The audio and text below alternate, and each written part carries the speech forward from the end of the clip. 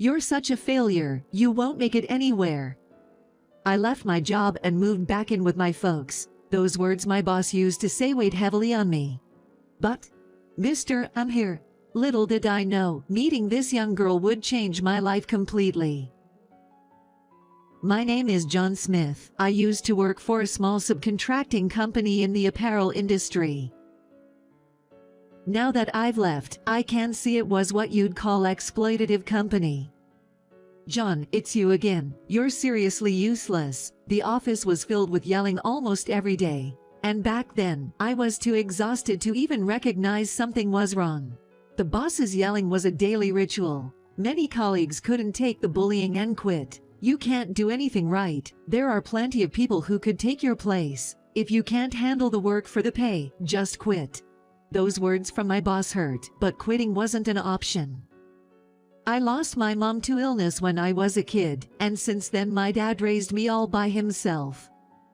He was a carpenter. By doing housework which he was not used to, as well as physical labor as a carpenter, he still managed to send me to college. However, his years of hard work took a toll, and he couldn't work as much these past few years. I wanted to stand on my own 2 feet quickly and ease his worries, so I took the job at this company. Ideally, I wanted to work close to my hometown, but job opportunities were scarce, so I ended up moving to New York City. I sent my dad some money every month, though it wasn't much, but my life as a working man didn't go smoothly. Being clumsy, I kept messing up at work, and every time, my boss would yell at me. There were a few good people among my colleagues, but they didn't really help, probably scared of becoming targets of his anger. Worn out from work and in a new city, there was no way I could make friends or find a girlfriend. I felt lonelier each day, but I couldn't let my dad worry, so I never told him how tough work was. John, stop sending me money every month. Don't worry about me. I've saved enough to get by. My dad would say on the phone. I'm doing fine here. But you, Pops, you're not young anymore. Take it easy. I tried to put on a brave face, but I wasn't sure if I was pulling it off. John, if things are too hard, you can always come back home. My dad didn't say it outright, but maybe he could sense something. I was torn by his kind words. But I couldn't just rely on him. I had to pull myself together. That's what I thought, until that huge mistake. One time, a client complained about a product we delivered. It was about handkerchiefs with embroidery. The design was all wrong. John, what on earth have you done? This is serious. My boss glared at me. Our client, Modewear, is the biggest clothing manufacturer in the country. Though they have most of their production bases overseas, the president took a liking to our company's quality and has been placing orders for hand towels with us for years. I'm going to apologize to them with my boss. This is unacceptable, Brian. These are unsellable. As soon as we were let into the room, an enraged representative approached us. I'm deeply sorry. Come on, this is on you. Apologize sincerely, you idiot. My boss grabs my head and forces me to bow. I am terribly sorry. It was my carelessness. We will take prompt action. We're already arranging to reproduce the items and will redeliver within this month. I'm truly sorry for the trouble caused. I apologize desperately. I screwed up. This mistake is huge. Then, the president of Modewear, who had been silent, spoke for the first time. Well, we have had a long relationship with your company, so I let it slide just this once. Let me know when you're ready to deliver again. But please dispose of the products with the wrong design yourselves. The small-statured man, who exuded the dignity of a president, said this while looking straight at us. My boss looked immensely relieved at his words. Thank you very much. Yes, of course. I'm terribly sorry for the trouble. John, make sure you handle the disposal later. Yes, sir. Thanks to the goodwill of the client's president, we were saved from disaster, but my boss's anger didn't subside. Back at the office, my boss called me in. John, you're fired. What? You're fired. All you do is cause trouble for the company. There's no reason to keep someone like you around. You have to take responsibility. Wait a minute. I'll get it together, I promise. No, the decision's been made. You're not cut out for this kind of work. See ya. Oh, and take all those handkerchiefs with you as a farewell gift. No way, but there was nothing I could do. I was indeed a worthless newbie and there was nothing to do but accept it. I left the company carrying several boxes full of handkerchiefs to be disposed of. Things got tough after that. There were no companies willing to hire someone who lost their job in their first year. Getting another job was a long shot. I applied to any job opening I could find while working part-time to earn a living. I barely made ends meet, but my savings quickly ran out, and eventually, my mental health took a hit. I couldn't send money to my dad anymore, and sensing something was wrong, he made me move back to his home. I was filled with a sense of powerlessness and frustration. When I was packing up my apartment in New York, I found a room full of handkerchiefs. I wanted to get rid of them earlier, but I couldn't bring myself to throw away something usable, so they just stayed there. The boxes of handkerchiefs symbolized my failure. When I arrived at the station closest to my parents' house, it felt like I hadn't been there for years. Away from the hustle and bustle of the city, my hometown is surrounded by nothing but pastoral landscapes. The leisurely passage of time in the place I was born was such a relief for me at that moment. Feeling like I was constantly chasing something, I took a deep breath. As I started to walk toward my parents' house, I saw a 10-year-old girl lying in the middle of the road. There was a bike toppled over next to her. Seems like she had a spill after her tires caught on the gravel road. The girl had hurt her leg, and I could see blood soaking into her skirt. Alarmed, I ran over to her right away. "You all right, darling?" I pulled a water bottle from my bag and rinsed the cut. She grimaced for a moment, maybe because it stung, but she gritted her teeth and didn't shed a tear. But the bleeding wouldn't stop, and darn, I didn't have any band-aids on me.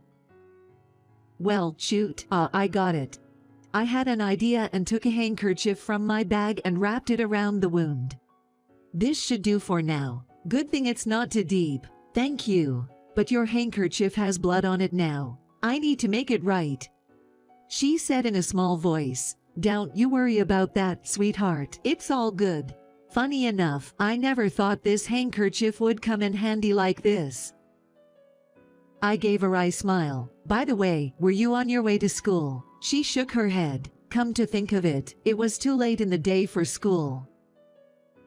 And upon a closer look, I didn't recognize the school uniform she was wearing. We only had one elementary school around here, and they didn't have uniforms. Where in the world did this little lady come from? "Where's your mom or dad?" As soon as I asked, the tears she had held back started flowing. "I want to go to the hospital. I want to see my mommy." Hospital? I was taken aback, but I waited until she calmed down to ask her what happened. She tried her best to explain. Turns out, she goes to an elementary school in New York City. But her mom got sick and was admitted to a hospital here, where her mom's family is from. She's living with her dad now, but he's always at work before dawn and comes back home late. She can barely visit her mom on weekends, and she's been feeling real lonely. Wanting to see her mom so bad, she snuck out of the house and was on her way to the hospital. What surprised me was that she had pedaled her bike over 12 miles to get here. A girl of about 10 years old had made her way here all by herself on a bicycle since the morning. She didn't know her dad's contact info when I asked. I was worried about leaving her like this, but luckily, the hospital her mom was in was nearby, so I decided to take her there. Since I lost my own mom back in the day, the little girl's actions really tugged at my heartstrings. I could tell she was really freaked out. Seeing my younger self in her, I felt like I wanted to do something for her. When we got to the hospital, I explained the situation at the reception and left the girl in their care. "Thanks, mister." As I turned to leave, she kept waving at me. I felt good, like I actually helped someone for the first time in a while. All I could do now was pray that her mom would get better. After that, I got back to my folks' place, but job hunting still wasn't going so hot. To begin with, job opportunities were as scarce as hen's teeth around here. There was no way I'd find something easily. Above all, my confidence was down in the dumps. Can't have dad worrying about me. Gotta stand on my own 2 feet, I kept telling myself, but the boss's words, "You're such a failure, you won't make it anywhere," always weighed heavily on my mind. In the end, I was just drifting along, living a deadbeat life at home. Then one day, the doorbell rang, and I heard, "Mister, I came to say thanks for the other day." It was the little girl. She came all this way to thank me. What a polite kid. That alone was a surprise, but what really blew me away came next. When I stepped outside, there was a man in a snazzy suit who seemed to be her dad, standing next to the lively, smiling girl. My jaw dropped when I saw his face. What are you doing here?" It was the president of Modeware. "Mr. Smith, right? I thought it might be you. My daughter told me what you did for her." "Thank you so much," he said, his eyes welling up. He explained what had happened. That day, I got a voicemail saying my daughter didn't come to school, but I was too swamped to notice. Turns out it was quite a stir at the school. My wife called to say she was at the hospital, and when I heard she was hurt, my heart almost stopped. I had no idea she would try to go to the hospital on her own. I guess she's been really lonely without her mom. It showed how much I hadn't been there for her. I'm ashamed to say I failed as a father. I had no idea, but she was lucky to have met a kind soul like you. And who would have guessed it was you? No, it was nothing, but how did you know it was me? I heard the name you left at the hospital reception. Plus, the handkerchief, you bandaged her with it, right? I recognized it as one of our products, but the design was wrong, and that's when it clicked. I reached out to the company you worked at, but they said you'd quit. I laid it all out for him. I see. I had no idea. I'm sorry for any inconvenience I may have caused. To be honest, I hadn't given it much thought since it's water under the bridge. But hey, I want to thank you, and if you're looking for a job, how about coming to work with us? I couldn't possibly take a job for something so trivial. I declined. No, that's not all. Truth be told, I've thought highly of you for a while now. We've been doing business with your company for ages, but I was always fed up with that Brian fella. I thought he was too hard on his subordinates. The buck should have stopped with him. He's the boss. Normally, you double-check things. He's the one who slacked off. But you were honest. You owned up to your mistake and thought about how to make things right. People who can turn their failures into something positive will accomplish great things down the line. Who would have thought someone would think that way about me? It felt like for the first time since becoming a working adult, someone acknowledged me. So now I'm employed at Modeware. The atmosphere in the office is great and I can work comfortably. I moved into the company dorm in New York and started sending money back to my dad. I couldn't be more grateful to the president. The little girl began to visit the company dorm occasionally. "Hey, big bro, I'm here." She seems to have grown a little taller. She took a real shine to you. She even talks about marrying you one day. I wouldn't have any complaints if that happened. The president says with a laugh, "Oh no, that's way too gracious of you." I say with a wry smile. By the way, the girl's mom is out of the hospital and the little girl doesn't seem lonely anymore. I'm relieved she didn't end up like I did back in the day. I am overjoyed. The little girl looks at me and beams with a smile. Tied to her backpack, she had that handkerchief.